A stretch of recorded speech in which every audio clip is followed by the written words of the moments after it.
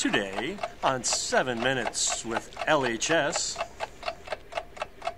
In September of 2010, a new freshman class, the class of 2014, entered Lincoln High School. Along with this new class came freshman executive board elections.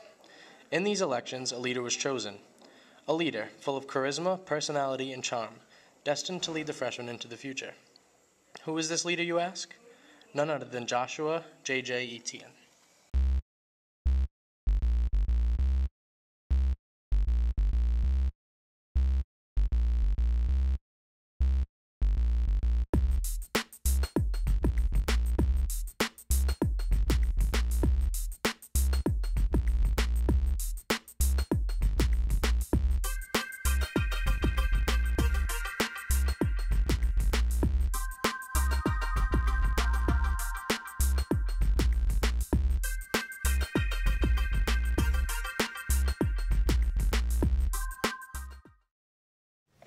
How has your high school experience been so far, JJ? Well, at first, when I first came to the school, it was a little rocky because I was getting used to the ropes and finding my way around the school, but now that we're in the second quarter, it's pretty good. What made you decide to run for freshman class president? In the race, there were a lot of good opponents against me, but I feel like I'm more friendly with everyone in my class, and so I can do our best to make sure everyone's as happy as they can possibly be. As president, what is your main role and what specific duties do you have? My main role really was with trying to gather everyone for Spirit Week because we can only have 75 people in the bleachers, and so we had to make sure the people that were in the events could have their spots in the bleachers as well, like buying their tickets. And I'm really focused on frolic and raising money so everyone can have a really good time. How does it feel to be within an elite group of elected students in our high school? I mean, I guess it's really an honor, and I'm trying not to take it for granted, and I'm just trying to do my best to please my class. Two-part question. What is the most difficult part of being freshman class president, and what is the most rewarding part? The hardest part really was with Spirit Week because we didn't really know what we were getting into. But as the week progressed, we just started rolling with the punches, and we did pretty decent, I would say, for Battle of the Classes, beating the sophomores. The exec board is a really diverse group of people, and when we talk about different things, I guess there's not really a lot of arguing, but we clash, I guess you could say, but the greater good always comes out of it. And the most rewarding probably is when I'm walking through the halls and my classmates go, "Hey, President." What was your role in Spirit Week, and how did it turn out for your class? Well, I tried not to try to participate in everything because I wanted to give other students a chance. But I did participate in skit and in the musical chairs, which I lost in. What do you believe are your most exceptional traits that really help you be a great class president, as many people say? I'm a very outgoing person, and I have no problem meeting new people, and I think it really helps me carry out my duty because say I hear someone complaining about the class or things that we do, I can talk to them and see how we can make our class better.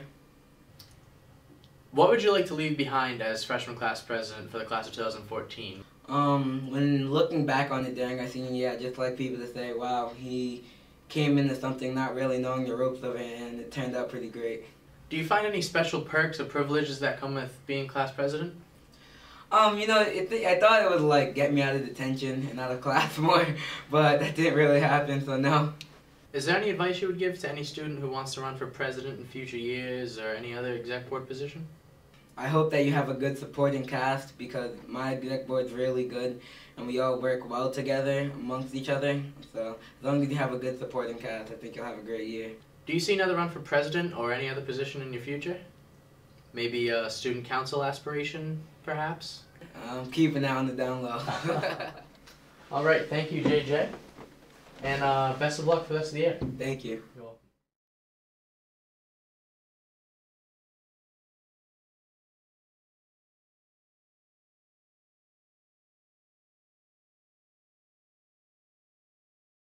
I'm expecting a really touching story about Columbine, and I'm expecting to cry.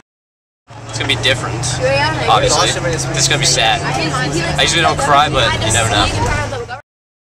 I'm expecting a lot of moving speeches about bullying and how you need to treat people the way you want to be treated. We're both expecting that it's going to be about passion and kindness to one another. Craig Scott asked our school to accept 5 challenges that he thought would unite our school, make individuals better people, and initially stop bullying. The first challenge is simply to choose positive influences in your life.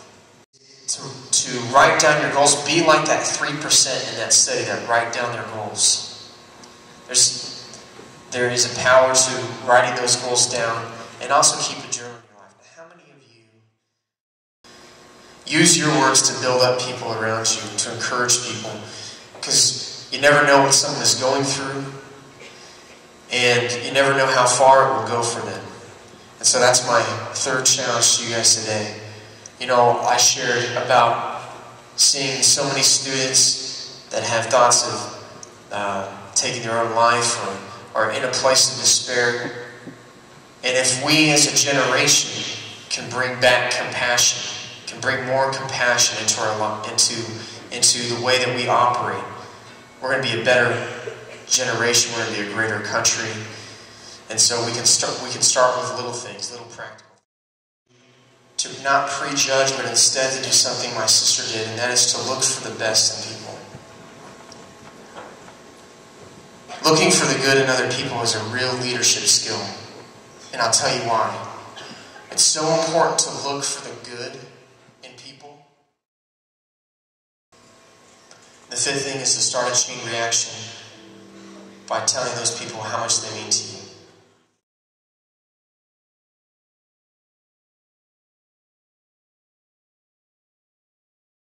I accept Rachel's challenge. I accept Rachel's challenge. I accept Rachel's challenge. I accept Rachel's challenge. I accept Rachel's challenge. I accept Rachel's challenge.